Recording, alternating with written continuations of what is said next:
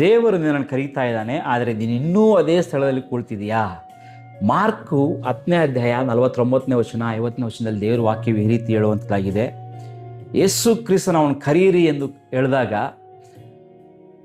ಅವನು ತನ್ನ ಮೇಲ್ಹೊದಿಕೆಯನ್ನು ಬೀಸಾಡಿ ತಟ್ಟನೆ ಎದ್ದು ಬಂದು ಯೇಸುವಿನ ಬಳಿಗೆ ಬಂದಿದ್ದಾನೆಂಬುದಾಗಿ.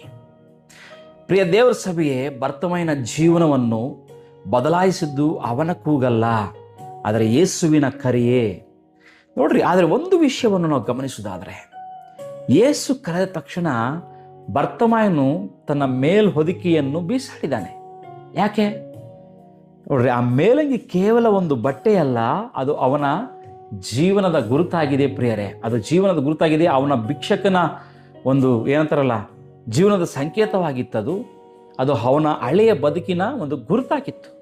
ಯೇಸುವಿನ ಕಡೆಗೆ ಓಡುತ್ತಾ ಅವನು ಹೇಳಿದ ಯಾವ ರೀತಿಯಲ್ಲಿ ಹೇಳ್ತಾ ಅದು ನೋಡೋದಾದರೆ ಯಾವ ರೀತಿ ಅನ್ನಿಸ್ತದೆ ಅಂದರೆ, ನಾನಿನ್ನು ಮತ್ತೆ ನನ್ನ ಹಳೆಯ ಜೀವನಕ್ಕೆ ಹಿಂತಿರುಗುವುದೇ ಇಲ್ಲ ಅನ್ನೋ ರೀತಿಯಲ್ಲಿ ಅದನ್ನು ಬೀಸಾಡಿ ಬಂದಿದ್ದಾನೆ. ನಿಜವಾದ ಉಜ್ಜೀವನೆಯಲ್ಲಿ ಕಾಣಬಹುದು ಪ್ರಿಯರೇ. ಅನೇಕರು ಯೇಸುವನ್ನು ಭೇಟಿಯಾಗಲಿ ಬಯಸುತ್ತಾರೆ, ಇಷ್ಟಪಡುತ್ತಾರೆ, ಆದರೆ ತಮ್ಮ ಹಳೆಯ ಅಭ್ಯಾಸಗಳನ್ನು, ಹಳೆಯ ಗಾಯಗಳನ್ನು, ಹಳೆಯ ಗುಪ್ತ ಪಾಪಗಳನ್ನು, ಸಮಾಧಾನ ರಾಜಿ ಮಾಡಿಕೊಂಡ ಜೀವನದ ಶೈಲಿಯನ್ನು ಬಿಡಲು ಸಿದ್ಧರಾಗಿರೋದಿಲ್ಲ. ಯೇಸುವಿನ ಕರೆಯನ್ನು ಕೇಳುವುದು ಮಾತ್ರ ಸಾಕಾಗುವುದಿಲ್ಲ, ಆ ಕರೆಯುವಿಗೆ ವಿಧೇಯರಾಗಬೇಕಾಗಿದೆ. ನೋಡ್ರಿ, ಇಂದು ಪ್ರಿಯ ದೇವಜನ ಸಭೆಯೇ, ನಮ್ಮನ್ನು ಗಮನಿಸುವಾಗ ಇಂದು ದೇವರು ನಮ್ಮನ್ನು ಸಹ ಕರೀತಾ ಇದ್ದಾನೆ. ಆದರೆ ಇನ್ನೂ ನೀನು ನಿನ್ನ ಭಯವನ್ನು ಹಿಡಿದುಕೊಂಡಿದ್ದೀಯಾ? ನಿನ್ನ ವಿಫಲತೆಯನ್ನು ಹಿಡಿದುಕೊಂಡಿದ್ದೀಯಾ? ನಿನ್ನ ಗುಪ್ತ ಪಾಪವನ್ನು ಬಿಡದೆ ಹಿಡಿದುಕೊಂಡಿದ್ದೀಯಾ? ನಿನ್ನ ಕ್ಷಮಿಸದ ಮನಸ್ಸನ್ನು ಬಿಗಿಯಾಗಿ ಹಿಡಿದುಕೊಂಡಿದ್ದೀಯಾ? ನೀನು ಹಳೆಯದನ್ನು ಬಿಡದೇ ಇದ್ದರೆ ದೇವರು ಸಿದ್ಧ ಮಾಡಿರುವ ಹೊಸದನ್ನು ಹಿಡಿಯಲು ಸಾಧ್ಯವಿಲ್ಲ. ದೇವರು ಹೊಸ ಬಾಗಿಲನ್ನು ತೆರಳಿ ಸಿದ್ಧನಾಗಿದ್ದಾನೆ, ಆದರೆ ಮೊದಲು ನಿನ್ನ ಹಳೆಯ ಬಾಗಿಲನ್ನು ನೀನು ಮುಚ್ಚಬೇಕಾಗಿದೆ ಪ್ರಿಯರೇ.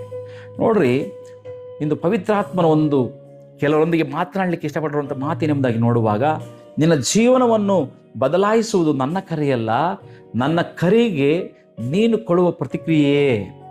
ಇಂದು ಒಂದು ವೇಳೆ ಎದ್ದು ನಿಲ್ಲು, ನಿನ್ನ ಮೇಲಂಗಿಯನ್ನು ಮೇಲೊದಿಕೆಯನ್ನು ಬೀಸಾಡು, ನಿನ್ನ ಹಳೆಯ ಜೀವನವನ್ನು ಬಿಟ್ಟುಬಿಡು. ಯಾಕಂದರೆ ಯೇಸು ನಿನ್ನನ್ನು ಮತ್ತೆ ಭಿಕ್ಷಕನಾಗಿ ಬದುಕಲು ಆತನು ಕರೀತಾ ಇಲ್ಲ, ತನ್ನ ರಾಜ್ಯಕ್ಕೆ ಸಾಕ್ಷಿಯಾಗಿ ನಿಲ್ಲಕ್ಕೆ ಆತನು ಕರೀತಾ ಇದ್ದಾನೆ. ಇನ್ನೊಂದು ವೇಳೆ ಒಂದು ನಿರ್ಧಾರ ಮಾಡಿಕೊಳ್ಳುವುದಾದರೆ, ಕರ್ತನೇ, ನಾನು ಹಳೆಯ ಜೀವನಕ್ಕೆ ಹಿಂತಿರುವುದಿಲ್ಲ, ನಿನ್ನ ಕರೆಯುವಿಗೆ ಸಂಪೂರ್ಣವಾಗಿ ಶರಣಾಗುತ್ತೇನೆ, ಇಂದಿನಿಂದ ನಾನು ನಿನ್ನಿಷ್ಟ ಪ್ರಕಾರ ಒಂದು ವೇಳೆ ನಾನು ಜೀವನ ಮಾಡ್ತೇನೆ ಎಂಬುದಾಗಿ ನಾವು ಡಿಸೈಡ್ ಮಾಡೋದಾದರೆ, ಖಂಡಿತವಾಗಿ ಇಂದಿನ ದಿನ ಸಾಮಾನ್ಯ ದಿನವಾಗುವುದಿಲ್ಲ. ಇಂದ ಮೇಲೆ ಇದು ನಿನ್ನ ವಿಧಿಯನ್ನೇ ಬದಲಾಯಿಸುವಂಥ ದಿನವಾಗುತ್ತದೆ ಪ್ರಿಯರೇ. ಆ ರೀತಿ ಹೇಳೋಣ. ದೇವರು ನಮ್ಮನ್ನು ಆಶೀರ್ವಾದ ಮಾಡಲಿ.